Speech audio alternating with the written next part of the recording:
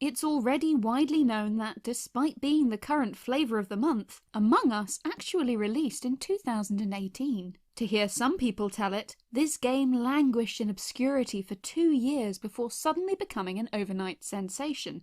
This isn't strictly true. In reality, Among Us was popular long before English speakers discovered it, with huge player bases in countries such as Brazil and Korea. The game's current popularity is the result of an accidental slow burn, with the developers in a sloth repeatedly attempting to give up and move on to something else, only to be dragged back to add new features. According to lead programmer Forrest Willard, "We're a slow-growing company.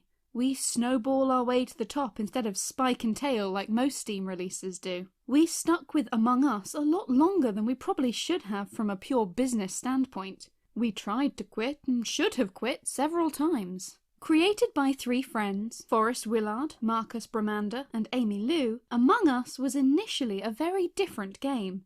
It was envisioned as an offline-only game, to be played by friends in the same geographical area. The game was free, supported by ads, and was only available on mobile. The game felt like a bit of a risk at the time. Another similar game, Bombernauts, had recently released without taking the world by storm, and there was a danger that Among Us would prove to be little more than a waste of time. Said Willard, "I initially didn't want to make Among Us because of the multiplayer aspects. We had seen stuff like Bombernauts flop, and the added complexity of multiplayer made it really unappealing. But our other game idea wasn't panning out, so I prototyped Among Us and it was immediately fun and interesting." The team put out Among Us, and when it initially underperformed, they were ready to move on to their next project. But then, something unexpected happened. The game received feedback from players. Somewhere out there, someone was playing Among Us, and they had suggestions for making it better. Willard said, "It didn't release super well, but we got a bunch of feedback, by which I mean any feedback, which was pretty great. Emboldened by a bit of player interaction, the team decided to improve the game a bit.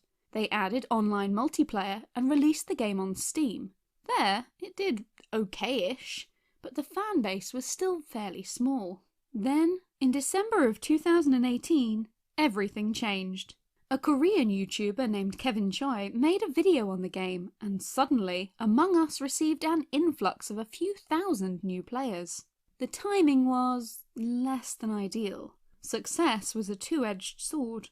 Said Willard, "At the time, we were running off like a totally free Amazon server, and it was terrible. Thousands was way too much, and so I think it was like the 5 days prior to Christmas, I was working like 14-hour days, and that was the actual crunch pressure where I felt that I had to get this fixed." You release the game and someone takes notice, and suddenly that's where your like 80-hour work weeks come in.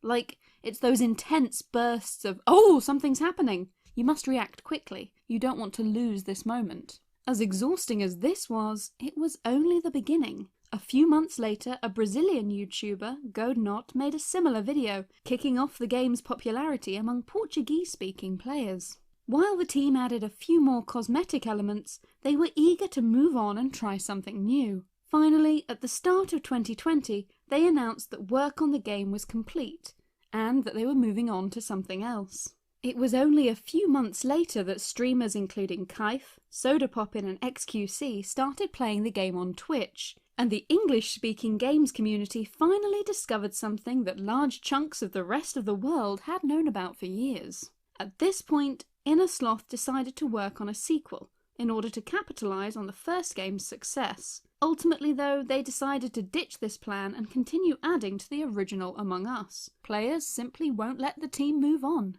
The moral of the story here is obvious. Patience is a virtue. Overnight success doesn't really exist. It can often take years of work to make your dreams come true.